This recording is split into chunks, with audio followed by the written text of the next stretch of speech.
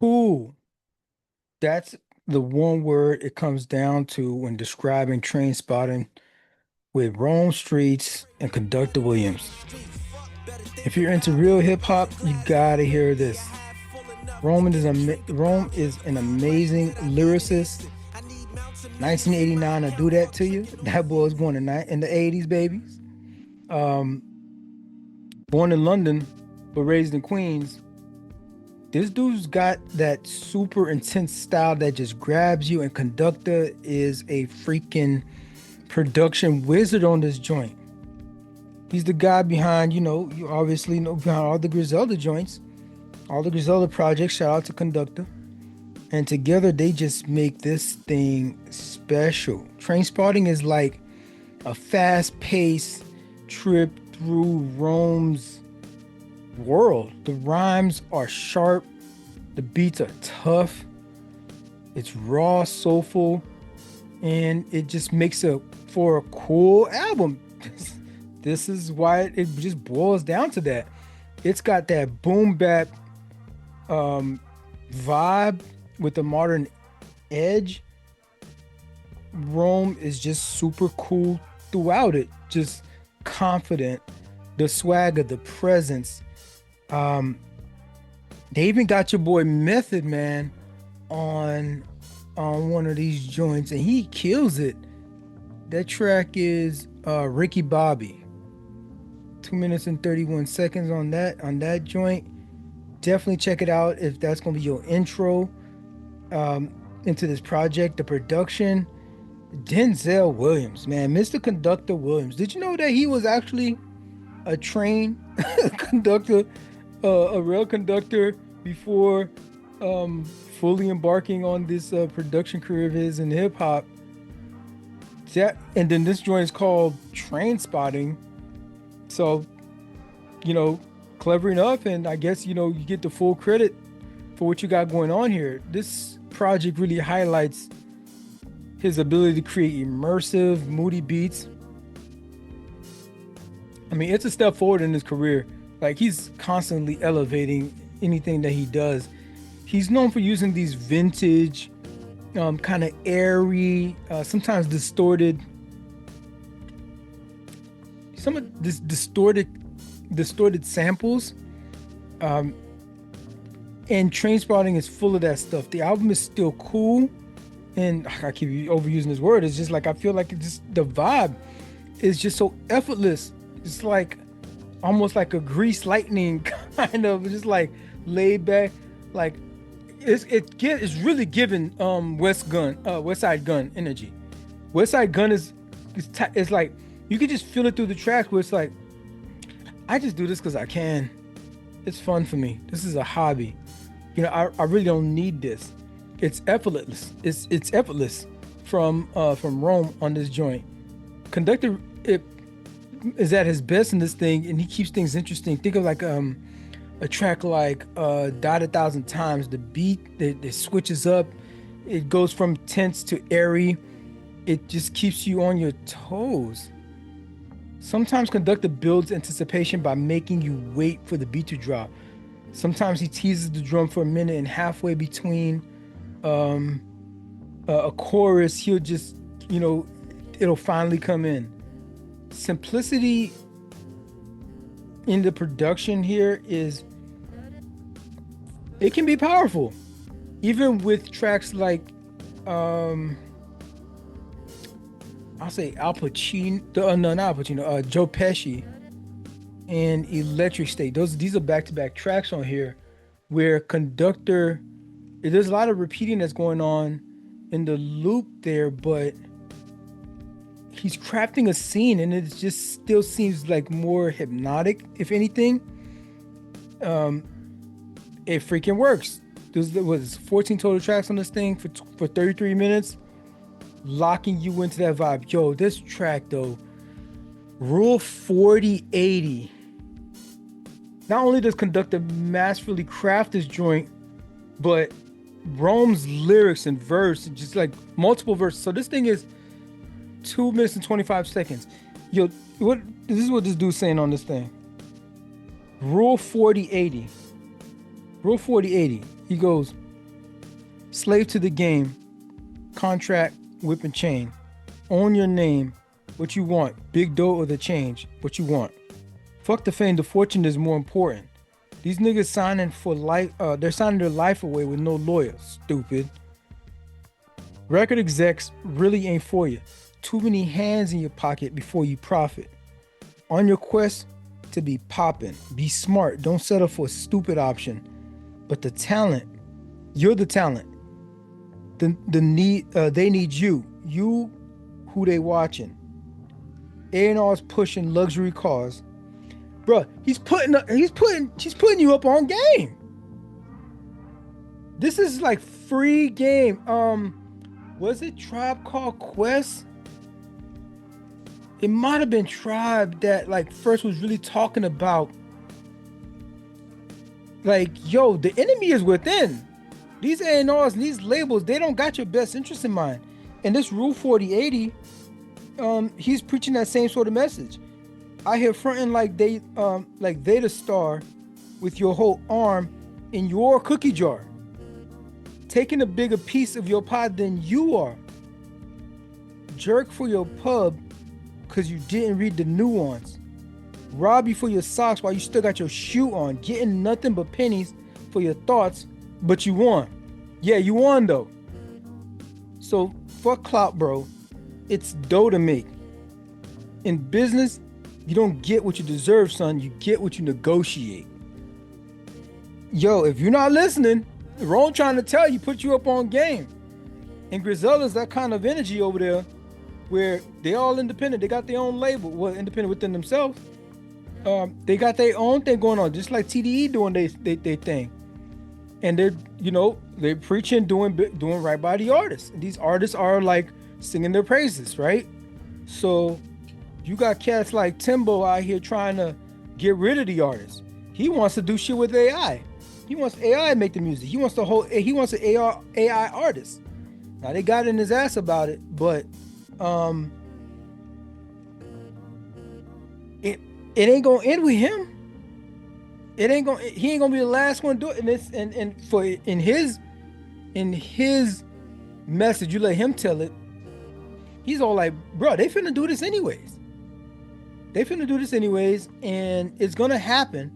I mean, you got a whole crew like Gorillas, who you really don't. I mean, you don't see the artists. You really don't know who they are. Their representation is this avatar of themselves, right? This cartoon, but it's still real artists making the music. It's still, I forgot the lead rapper, who's Gorillas. I forgot his name, but just put in the comments. Remind me of that.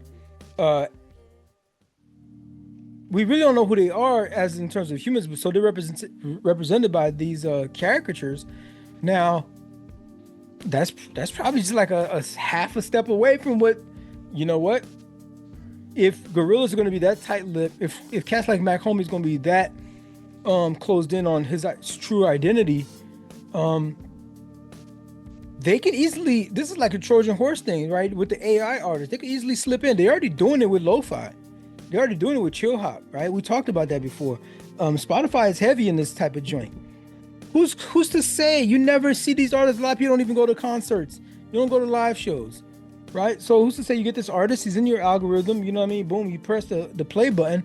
You vibing with this joint. You subscribe, and now you get fed this artist. New projects every strategically every 9 months or something like that. It seems like the same cadence that your favorite rapper will be or artist will be doing anyway. So here you go. You just subscribe to that joint, right? And you get a new project. You thinking like you're never even gonna think if bro, they got all they got our DNA, they got our patterns, they know us better than we know ourselves.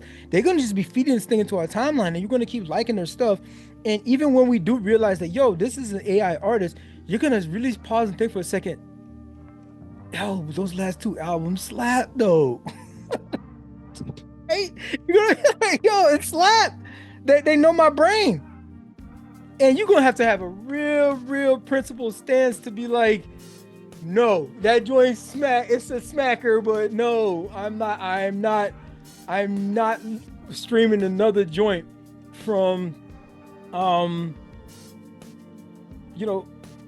Lil Artificial. You know what I'm saying? Whatever they call that dude, Lil Artificial, it's gonna be Lil something, right? Lil AI. They gonna give him a name. I forgot the name that Tatiana, I think. Might have been Tatiana, I think. Tatana or something like that. What? Man, let me go look this joint up. What did Timberland's AI artist, right? What did he call that joint? Was it Timberland? Tata. First AI artist Tata. Timbo was trying to do that joint. And this thing is powered by AI, of course, living, learning, and over time that it makes a couple albums that you like. And so they know that they know what you like. And so they keep feeding that to you. You're gonna press that play button, whether it's for the gym or whatever setting you're listening to.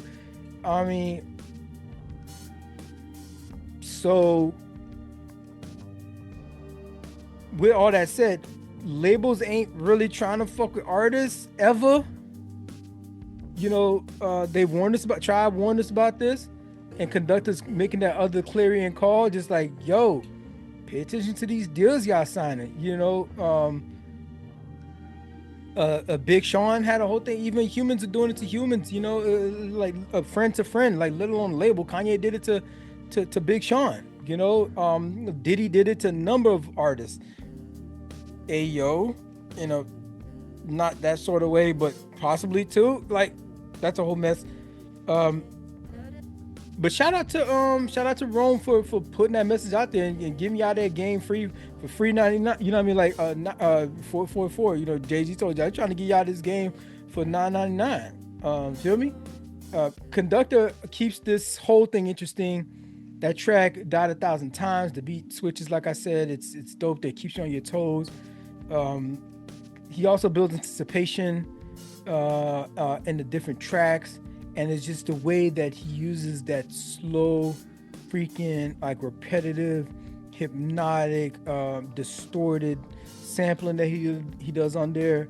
I'm even thinking of a track like I said, like Electric Slide. Check that joint out. The vibe of this whole thing is still going to be grimy. It's still going to be street. It's still going to be Griselda. It's authentic hip hop. It's got that New York, that classic New York boom bap that you're looking for when you tune into the. I really wish that they would have really stepped in on. I mean, we had like 100, I think over 100 tracks that came out of that whole Joey Badass versus Daylight rap battle that was going on for a couple weeks there. Yeah, Vaughn jump out there, Ab Soul put a verse and everything. He actually put a whole a track together. You had a bunch of people that just came through to just like put something out for the streets and for the culture to memorialize this moment. And inevitably, I don't know if inevitably, but eventually, Daylight bowed out, and he gave I think he gave his last track was a beautiful concession. We call it concession speech, right? You have an election, and the losing candidate gives a concession speech. So that project, that whole last song that he put out, conceding to the battle, it was dope. It was amazing. It was mature on his end, especially because he had one bar where he kind of like. It could have been a little confusing, like, wait a minute, you talking shit about the dead homie, like the real dead homie, you know what I mean? I feel like some like self-deletion type shit, like, but hold on. So he came back with a track that cleared all that up. So I said, no, I really fuck with Broski. And so this is what that was about. And then came out with another track that conceded the whole thing. We're talking about it as a beautiful moment. I liked it. And even being a hip hop head and knowing that, sparring is part of the sport of hip hop, to have somebody that gracefully bows out, I think that was dope. It was a dope thing. It was like, we all knew there was no real drama there. There was no real beef there. There was like, it was a West Coast. I would say it was a New York versus West Coast thing, and it was just all for the sport of it. Or I really wish with all of that, some of these Griselda dudes would have jumped in. Rome would have been a perfect one. He's not like a A-tier artist right now, so he would have been a perfect one. Like, do the same way Ray Vaughn did. Ray Vaughn is like he jumped in, and he especially see he had a project like Rome. You got this project dropping right now, like bro, you should at least drop the track during that whole thing, you know, and just dip your toe in that thing, get some hype going for something the project that you about to have dropped. I mean, it's called a rollout. Ray did it. Ray did that. He had just dropped this project. This joint popped off, so he gave more interest for what Ray got to say. Right. I think he dropped a couple, two tracks off that battle, and then he did a freestyle over at with Sway. Was that freestyle with Sway? I think it was with Sway. Um, and so he was able to like take advantage of that joint. This would have been a perfect chance for Rome. Like the Griselda dudes didn't jump in.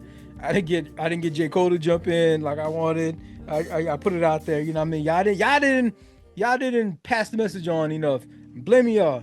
So now your next part of homework is to not only subscribe but to share it with your friends, right? So get the word going. So we could have got something like that. But either way, like this project is amazing. And I wish he would have got it's full of bravado, it's full of raw energy. I wish they would have gotten into the mix. They would have got down in the dirt a little bit. But a lot of these Griselda dudes are like, it is elevated rap. I mean, it's street stuff. It's gangster rap on occasion. It's more Pusha T than it is Common, but they still got the poetry with it though. They still got that poetic joint going. They're making these bars around these double, triple entendres are just like, just clever. It takes 2-3 listens to be like, wait, what? Oh, that's what he was saying that whole time. I just thought it was just clever bar. It was like, but I didn't know how clever it was. Some of these things may go over your head after the first, just off of the first listen. So this is what this is about. This one is not it's not a party album. This project, Trainspotting, is for that lean in, close, headphones on, and listen to these bars, listen to these nuances that Conductor is bringing on this project. It's basically anywhere you have a chance to focus and lock in, that's the time to put this joint on.